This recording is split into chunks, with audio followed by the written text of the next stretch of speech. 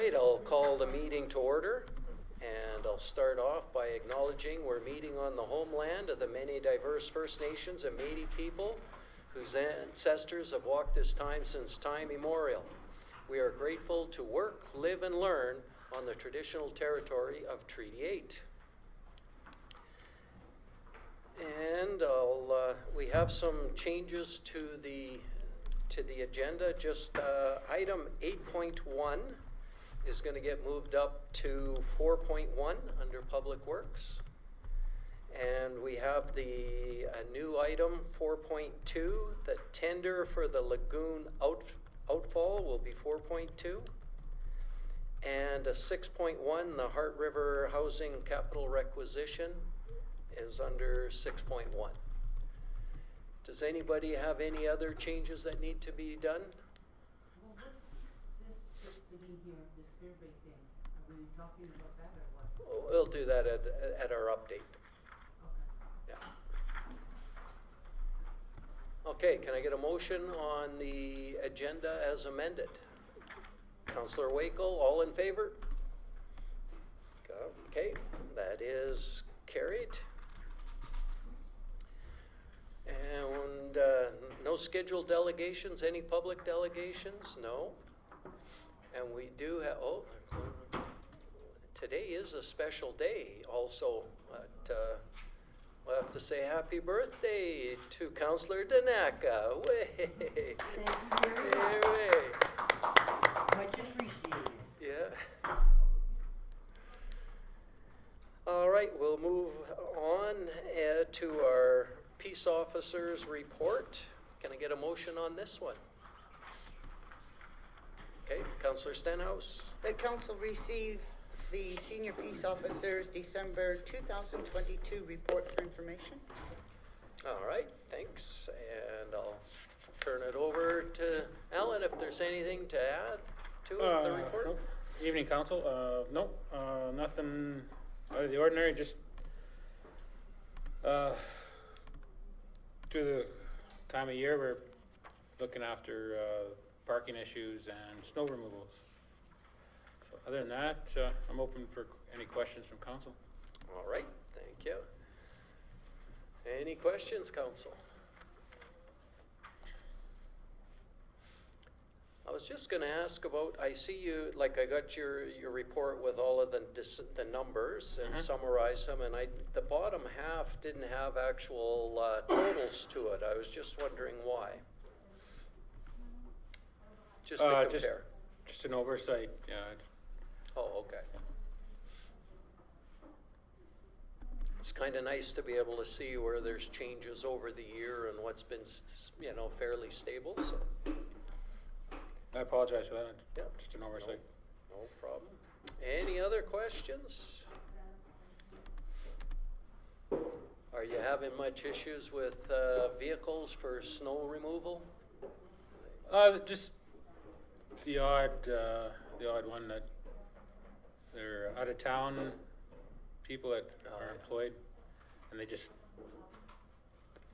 out working and forget their vehicles are parked, and so just a phone call, and it's usually rectified the next day or two. Good. All right, thank you. Any other questions? Boy, you got off easy tonight. All right, thank you. Thanks, Alan. Yeah. I have the motion to receive for information. All in favor? Did everybody put up their hands? Sorry, I might have taken my hand away. Did you? Okay. I was looking here first, and then I looked up, and the hands were already, might have been down already, so thank you. You got it? Got them. Yep, it's carried. Sorry, yep. Okay, moving on to Public Works, item which is now 4.1, previously 8.1, the low flow river pump. Can I get a motion on this one to start?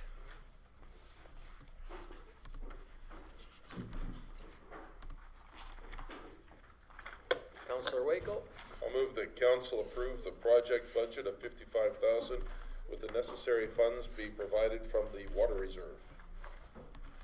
All right, thank you for that. And we've got the information here, and we also have Vern here to answer any questions too, so, on it. So, do you have anything to add to the report? No, it's pretty No. straightforward, what's written there. Yeah. All right, Councillor Waco. How long would it take to have the pump and have it in the river? It is 22 weeks delivery. It's like August probably. No, it should be about June. We still have the other river pump. Right. This one's just for when the water gets stupid low in the river. Yes, and it's to mitigate our risks. Okay. Would they be working in, like, would they both be in the river at the same time, or would we yank one and put the other one in? We would take one, the bigger one out and put the other one in. Okay. Thank you. Councillor Stenhouse? So, before budget deliberations, I specifically asked, before budget was passed, that I hope we're not gonna be asking for another pump. And I was informed that the pump we have is wonderful, indestructible, not a problem. Is there any way we can find a different solution to this? Like digging the hole deeper in the river? That would take months and months of approvals from Environment Canada, Oceans and Fisheries. You can't dig the bottom of the riverbed without approvals. So does the, And being the fact that the flow, as indicated in the chart, drops off to basically nothing certain months of the year. And unfortunately, last year, I did inform council in August, in my September report, we were full at the reservoir, but we were unable to pump after August.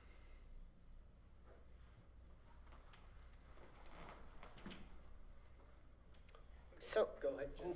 He's got something to Just add. to add and expand on what the Superintendent of Public Works has alluded to, not only would the permitting be required, but the technical solution to sustain the pump with a dig would likely be prohibitively expensive. And then we're subject to erosion control, all those type of issues. So the long-term solution, if that was a potential solution, which administration is not recommending, it would be significant cost to undertake that type of solution. so, but our original pump has been working just fine until this year. And it's going to continue to work fine. But we get into the situation, and it's getting worse over the last few years, as you can see in the rainfall chart and the flow charts, that once it drops below, the flow coming past here drops below 1,100 gallons a minute, we can't pump. Because that's what that pump pulls out of there.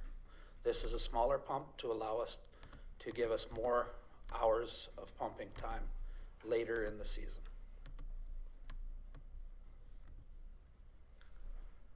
So this goes back to my original comment. Before we passed the budget, I asked about a pump.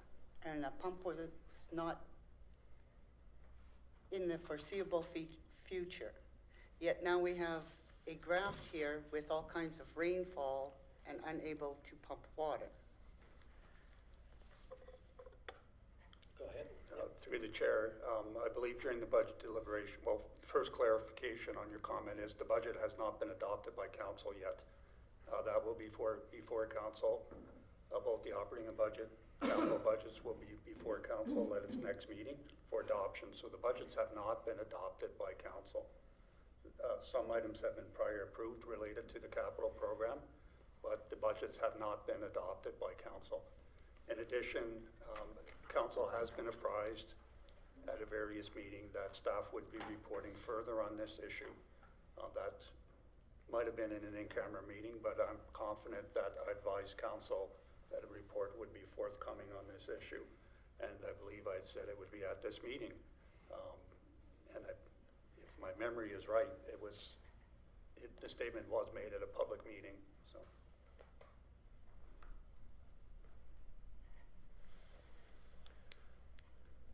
All done? I am. Okay, thank you. Councillor Yushishin? I just want to ask, ask because I'm just not familiar with it.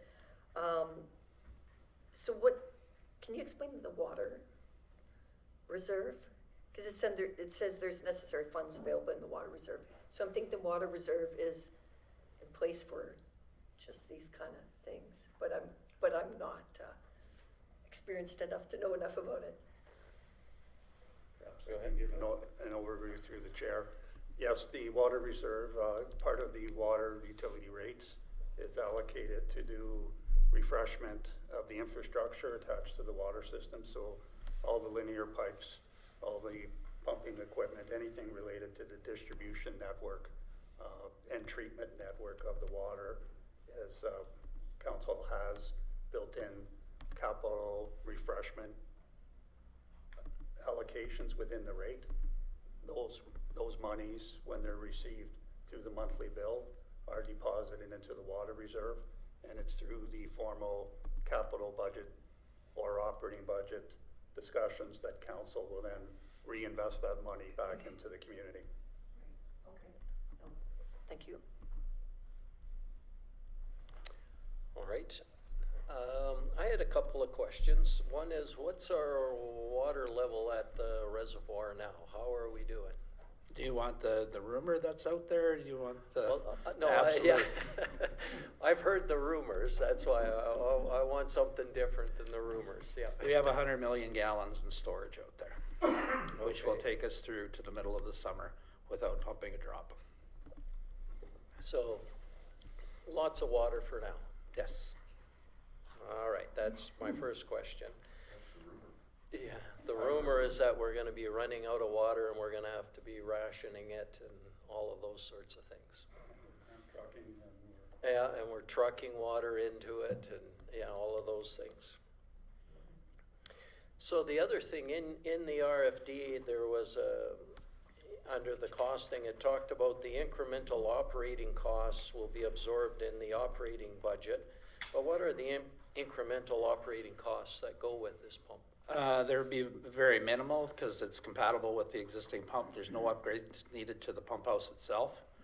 It would just be, it doesn't pump as quickly, so there'd be minor electrical costs, that type of thing. Okay.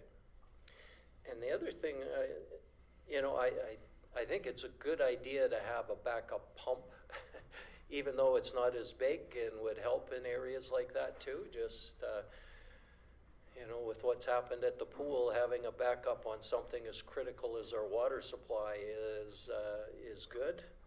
The other question. Just so council is aware, we do have two bigger, larger pumps. There Oh, are you do two, have but they pump the same volume. Oh, okay.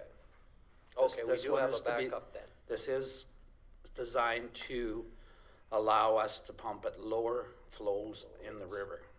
Okay. And those pumps have worked, the bigger ones have worked well.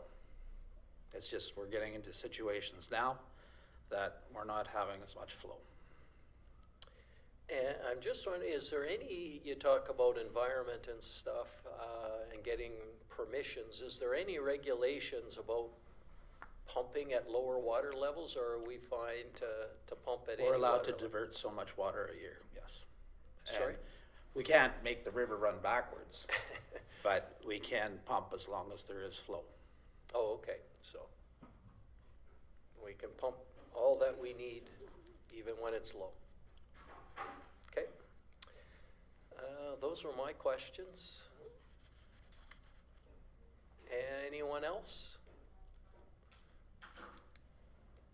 All right, seeing no others, we had the motion to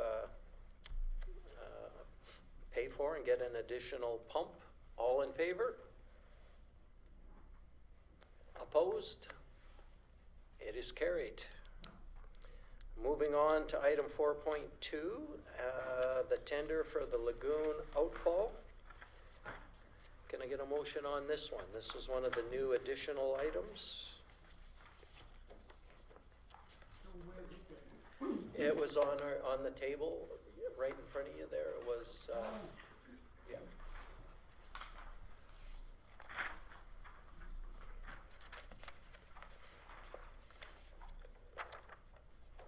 Councillor Tanaka?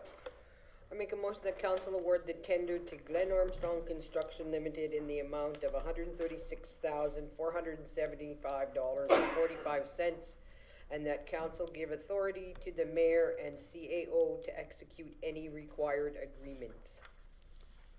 Okay, thank you. So I'll turn it over, perhaps you can. Again, through the this. chair, as council well aware, in 2020, there was a flooding event and it caused damage at the lagoon outfall. Since that period of time, staff have did submit an application in the DRP Disaster Relief Fund, which is a provincial fund that provides funding for events that are environmental related. Just as background, the fund will only cover the reinstatement of the asset as it was in prior state. So enhancements or any things that are above that reinstatement, they will not be funded through the DRP program. So staff have finalized the agreement of related, what's called eligible cost and ineligible costs related to this project. DRP will be sending a confirmation letter, and the good news is the original estimate of $350,000 will be substantially below that now. We're looking at a totality of the project budget at around $200,000. This only deals with the award of the tender, not with the project budget. So there's the project budget, but this only deals with the tender award. Staff will be updating council on the balance of the budget during our normal reporting on active capital projects. But the bottom line is the $350,000 budget will not be required. That budget was 100% funded through DRP funding, no town resources. Of course, during our discussions with DRP, there's some minor cost. At this point in time, it's under $10,000 that DRP will not cover within that estimated project scope now of $200,000. But the balance of it will be covered through DRP. Again, this report only deals with the award of the tender.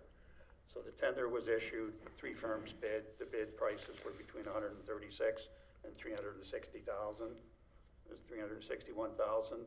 Evaluation team was from our engineer of record, MPE. The lowest bid was from Glen Armstrong. It also meets all the criteria of the bid documents and all bidding requirements. So based on that, we're recommending council adopt the lowest bid that is in full compliance with the bid document. That's basically it. Again, we're hoping that, well, we know the project will become significantly below budget. There's 1 or 2 particular small minor items that DRP has denied as ineligible cost, and that deals with seeding of the site after the restoration of the work and some minor items like that.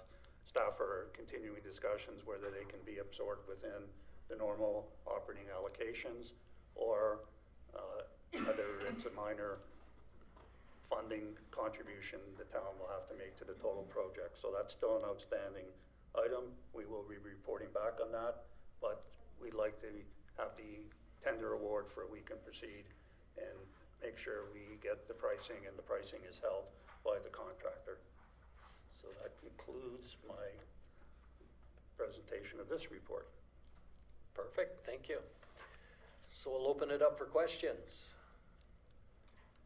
Councillor Tanaka? So just so I'm understanding, this isn't at the lagoon. This is by the town shop? No, this is at the lagoon. This is actually at the lagoon itself, okay.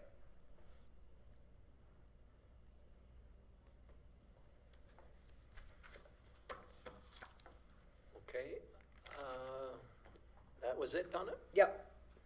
All right, I'm just trying to get my head around this too, so I have a couple of questions. Just now, I know this was part of the flooding that occurred that a couple of years ago there, and the damage to our outfall and disaster recovery is going to cover some of those costs. Is that safe to say? I would say, it's safe to say disaster relief program will be covering at a minimum 95% of what will be required to do full reinstatement of the asset. Okay.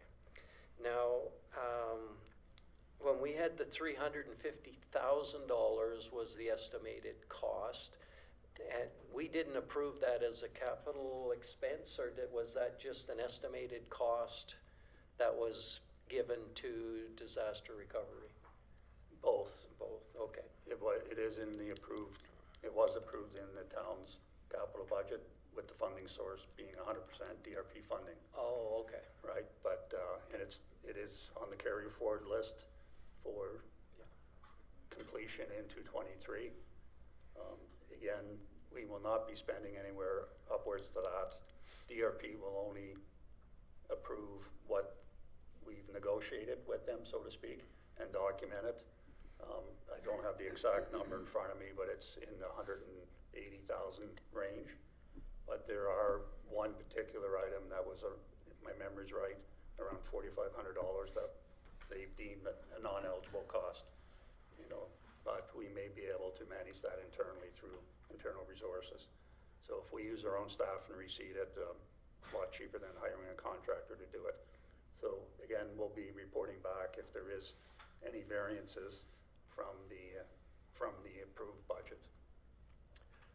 Okay, so, yeah, and it's great to hear that there's something coming in under budget. That's a good sign. Finally, again, things are coming in lower again after everything seemed to be going up. That one's coming in under, which is good. Do we need in our motion to indicate where the funding's coming from? Just to... The budget has been adopted by council. So the item before council today is the award of the contract to, to reserve a contractor to undertake the work. So it's not a budget question. The budget has been adopted. Okay. Now it's just a matter of the award happening and the contract with the contractor having the authority from council for the mayor and myself to execute that contract to undertake the work. Okay. And again, just so I'm clear, we did approve $350,000 from capital. Most of this costs, except for $5,000-$10,000, is probably going to be covered under the disaster recovery. So we're going to have an excess. Well, if we approve $350 and we need 10, there's still $340 left from that budget, or roughly. That's correct. Yeah. Okay. Now I get it. That's good. I like that. Of course, DRP will not, once we've submitted that estimate, they will consider, as the project progresses, potential change orders and the like, so that number may creep up and we may increase our DRP funding, but it'll all be based on eligible cost. So they were waiting for this piece, and they'll wait for the next piece, and they'll wait for the next piece, and if prices do change, DRP will fund it. But given the magnitude of the original estimate and the realities of the major component being this piece, the project will be substantially below the $350,000. Okay. And, Councillor Danaka. I know you've probably explained to us at prior meetings, but can you refresh my memory what this entails at the lagoon? If council can remember, the lagoon improvement contract that we had done in 2019, late 2019, was completely redo some stuff out at the lagoon. And then the flood of April of 2022, the ice jam pushed across there and damaged this. That's why it's fundable under the DRP program. Okay, thank you. All right. No other questions? So with that, we had the motion to to commit to the project? All in favor? And opposed? Okay, well, thank you, Vern. Thanks, Vern. So just to catch you in, we were working on an amendment there, which was or an addendum to the meeting, which was the tender award, the Lagoon Outfall, and it's on your table. And we have one more additional item on our agenda for you. It's item 6.1, which was the Heart River Housing Capital Requisition. Okay, so with that, we'll move on to item 5.1, our minutes from January 10th. Can I get a motion on this one? Councillor Yashishin? The motion that council approves the minutes from the January 10th, 2022 regular meeting of council is presented. All right, any changes needed? Seeing none, all in favor? Carried.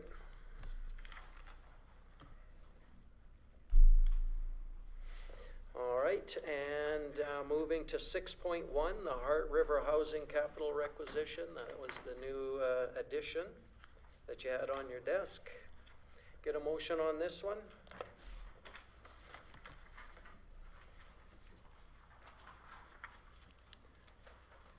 I'll make the motion that council provide authority for the mayor and CAO to execute the letter of understanding. All right, so. Oh, and, sorry, yeah. And then there will be a second part to that council receives the capital loan requisition for information. Yeah, so when Lindsay was here and gave his report, there was sort of two asks last meeting. One was for a letter from council to say we understand what they are doing with the requisitions, and number two, to see if we would lend them money for their build in Falaire. So we're saying no to the money, lending money, and yes to sending a letter of support. Go ahead. So I'm still confused here. What is their ask? Because 2 years ago, we locked ourselves into, it says here, $1 million per year for the next 11 years. And everything is over budget. Well, the High Prairie is over budget. So what are they asking for now? The ask, if you remember right, was they wanted to increase the requisition from 1 million to 1.5 million over I think the same period. I can't remember a longer period now. Do you know? Perhaps I can give an overview of what they're asking for, because their ask really is to undertake and execute a letter of understanding to increase the capital requisition, which is basically a good faith. They're asking each of the members to approve that in good faith. The board of the Heart River Housing has already adopted this. It will be in the requisition. So it's not really an ask from council. It's more of a sharing of information, saying this is their business plan. This requisition will be coming your way, and we hope that the councils will support it. Council has a rep on the board, but legally, that once the Heart Housing, which is the housing authority for our region with all other the municipal partners, once that board makes a motion, they don't have to ask permission from the participating municipalities. Legally, they can requisition that money from the member municipalities. Being a good faith partner, they've come to explain their business plan in greater detail to each of the member councils. So that's what representatives from the Heart Housing did at the last meeting.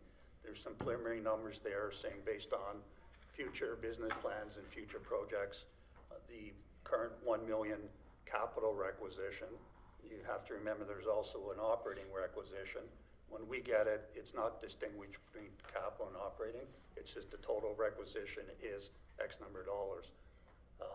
That will be required by law to be levied and collected by each member municipality and will show up as a separate line on the tax bill as housing authority requisitions. So that being said, in terms of the letter of intent, administration's recommending that it's a good faith measure. It, demonstrates continued support by the member agencies to support the long-term business plan of the housing authority, but it's somewhat academic because they're keeping council well informed, but they do have independent requisition authorities. On the second part, the town currently does not have adequate cash flows to manage and be an intermediate for loan purposes. Obviously, other member municipalities or the general marketplace could provide financing for them. It's my opinion, and the administrator of Hart Housing will concur, that this council or any of the councils not approving the loan requests will not impede their ability to deliver their capital plan. So it will have no negative impact if this council decides not to provide loan support. Other municipalities may be able to provide loan support. Obviously, the housing authority may be looking to provide financial benefits to get a lower rate, but still provide that potential area municipality a higher return than they can get from the bank. So it could be a win-win for other municipalities. This municipality does not have adequate cash reserves to float the type of money in form of a loan that they're requesting. So administration is recommending that not be pursued and the like. So that's an overview to put it in the context. Hopefully that helps. All right. Any other questions? Councillor Danaka. So, in the blurb attached here, it says in 2020, all 11 municipalities passed a motion for 1 million for 11 years. So we just did that in 2020. So now we're going into 2023. So we were 2 years into that. Now we're going into 2023 and they want to change that to 1.5. Is that my understanding? That is correct, because Okay. they have updated the business plans, they've got new projections Okay. on build cost, they've learned from prior projects, but to deliver the housing allocations that they've committed to, and were pre-perceived back in 2020, it's still the same business plan per se, but cost factors have changed. And can you refresh my memory, because I know you said that at the last council meeting or when Lindsay was here. What's the impact to Right. the house, each household? The typical, it's in the report, sorry, it's buried, it? so you may not have seen it. Okay. But on a the whole funding formula is based on equalized assessment. Right. If you look at the member municipalities, some of their assessments are growing at a significant rate. You can go down the list and you can probably identify those that have significantly high growth in their assessments. So the numbers that Hart Housing have provided have been on historical requisitions. I'm just saying the council, if you look at the first municipality there, they're providing 54.7% of the total requisition. By the time the 224 assessment is known, I would suggest that number will be higher than 54.7, which means, there will be a shift. So these numbers will change every year relative to the total equalized assessment. But with the level of activity happening in that particular municipality, in my opinion, their assessment will be going up from 4.3 probably to 6 billion over the next 3 years. So obviously, they're gonna take up a greater percentage of the cost. Similarly, even though their requisition went up in the 222 budget year, their requisition went up, but the town's impact on the town actually went down because of the relative shifts in equalized assessment between all the member municipalities. So as we're speaking right now, I did mention, based on these numbers, when the housing authority was here, it was estimated at around $18 for a typical household. I revised that number because I was under the assumption it would be implemented in 223. It's not being implemented in 223. It's being implemented in 224 because of the expected changes, or there will be changes in the equalized assessment. That number will go down to $15 and will likely go down every year because of the rapid growth other municipalities will have in their equalized assessment. So year one, it may have a $15 impact on a typical household, but by year 5, that may be down to a $5 impact per household. So again, it's a moving target, and the formula, the reallocation is done every year based on the equalized assessment, so. So just to clarify, so are you saying that each household is impacted to $18 or $15, or is that added to what they're already paying, add another 15 to that, or another Yep, 18? the incremental impact will be $15. Okay. Councillor Martins? So just so I'm clear, this will not show up on my tax bill or any citizen's tax bill until the next tax assessment, 2024, is that correct? The impact of this capital Additional. requisition will Right. not show up until the 224 taxation year. Okay, They provided, I'll have to clarify that, I believe they provided their 223 requisitions, and it will be relatively flat or slightly down compared to 222. Again, in 222, the requisition went down, and the impact on the town was like a modest reduction, but it was a reduction. It was less than, I believe it was $654 reduction. There will be likely a further reduction compared to, say, if you use 221 as a base year. So the requisition went down in 222. It will likely go down in 223, and then modestly go up in 224 because of this capital requisition number.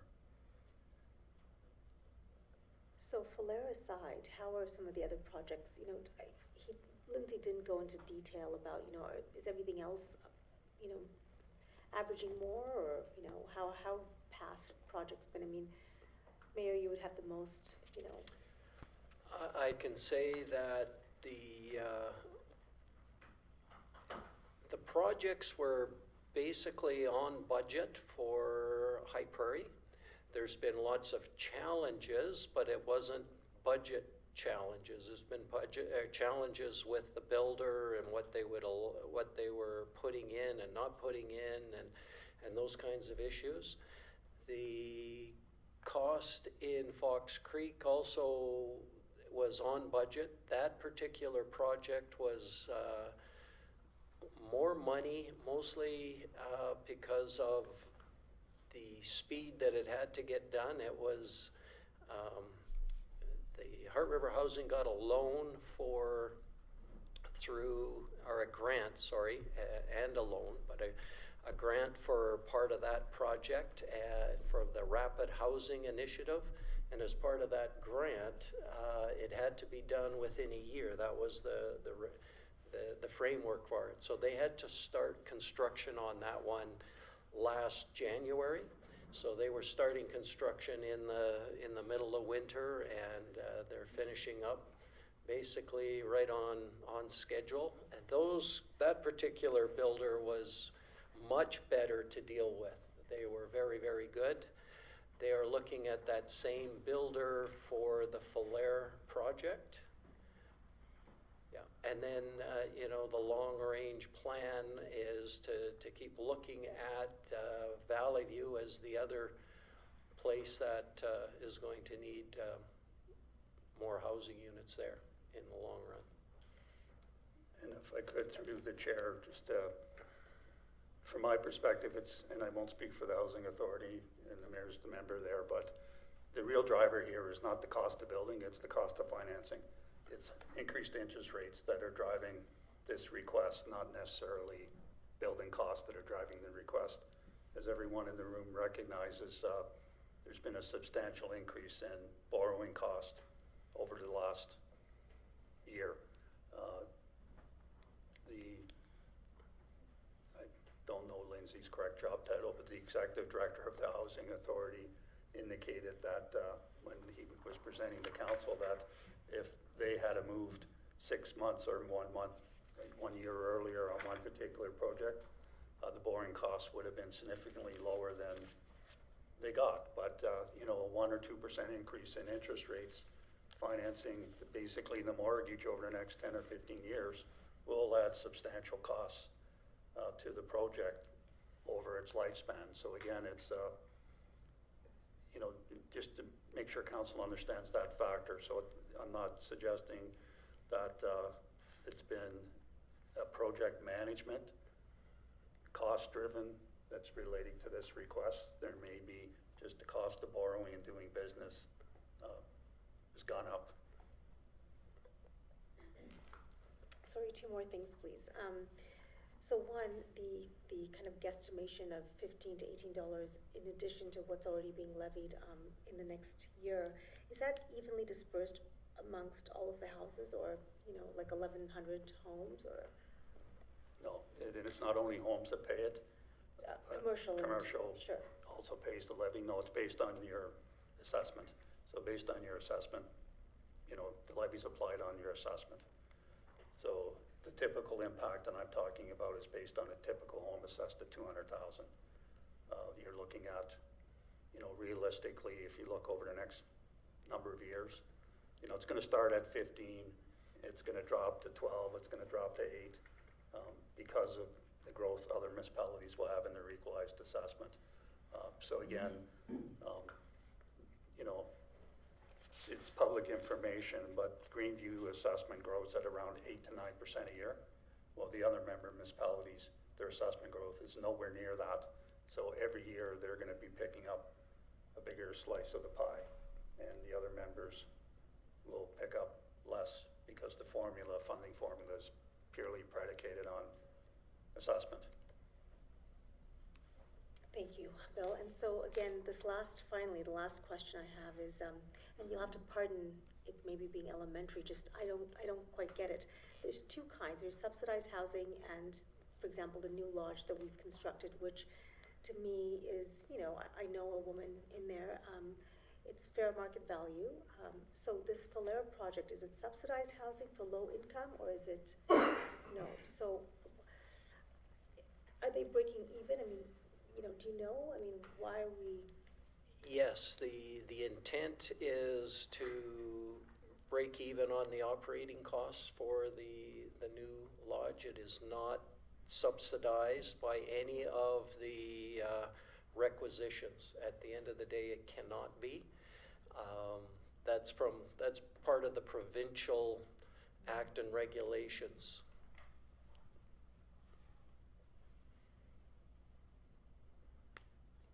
All good? All right. So they are requesting this from us to go up, and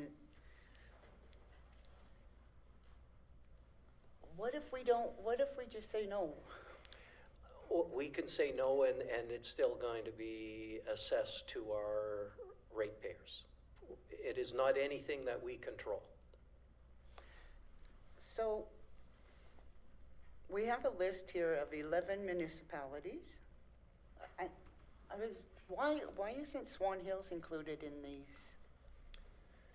There are boundaries for the housing management bodies that they function within, and Swan Hills actually falls into the Whitecourt Edson housing management body, not Heart River Housing Management Body. That's fine, because they're part of Big Lakes. But the housing management bodies don't follow the boundaries of the counties. They follow different boundaries. You know, to complicate the issue, there's actually housing authorities that have split because of the boundary issue, part of the municipalities in this housing authority and part of the municipalities in another Oh, housing yeah. authority. So Yeah. there are, you know, but it's based on provincial regs basically, and when the housing authority is created, it's created through provincial charter. So it's the province that's the master of housing bodies within the province, and the councils have a rep and the members have a rep on the board, but they have permissive provincial legislation. So there's, you know, basically the school boards and the housing authorities have full requisition powers and do not require consent of councils, of municipal councils. Some of the counties belong to 3 management boards, housing management boards. See, I'm still having trouble with the figures here because we already have a levy on our tax roll. Now we're gonna add to it. And I know you say it's $15, $18, that's up and above the levy we're already paying. And it's, I don't know. Everything's, the interest rates are high, their budgets are high, and everyone's bank accounts are low. I understand, and I'm having trouble with this because it's not, this is he refers to it as enhanced housing. It's not subsidized, it's just an apartment building on their land. Because the tenants are still paying full rent and paying for anything up and above that they want. I think I need more explanation as to why we are paying for an apartment building on land that doesn't pay taxes. And Well, I can speak, I think, fairly well on behalf of Heart River Housing there, is the fact that the housing is what the seniors want. They are looking for, I guess, bigger housing. Right now in the lodge, if you move into the lodge, the rooms are smaller. but that's subsidized. And that's subsidized, yes. And if you were in a place like Edmonton, where some of our residents have gone because there's been no other options, they can go and get an enhanced unit there, but they cannot get an enhanced unit here. There hasn't been anybody coming to our region to build seniors housing, and therefore the Heart River Housing took it upon themselves to try to meet the needs of what our residents want. And we can see that it's successful because we've got, you know, those 20 units are full. We've got a wait list of another 20 already in town. Falaire's the same thing, and I'm sure Valley View, once they can get there, will be the same. The Fox Creek one is already, already full. So it's the kind of housing that people want. Most of these people have a little bit more money to put into it. And the other nice thing about it is if we get some people that would have maybe gone into the lodge and they move into the enhanced, it creates more space or vacancies for people in the regular lodge. So it does open up for people that need some of the subsidized housing also.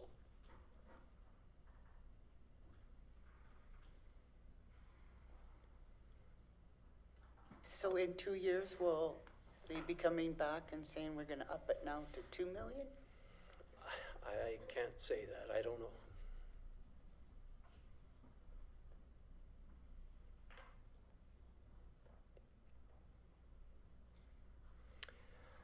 Okay, anything else? We have the motion to give them a letter of understanding and to not give them a loan. All in favor? Opposed? It is carried.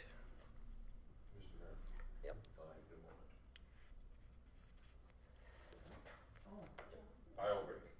Oh, okay, let's take a 10-minute break and we'll get back. Well, we'll take 10. Donna. Yeah.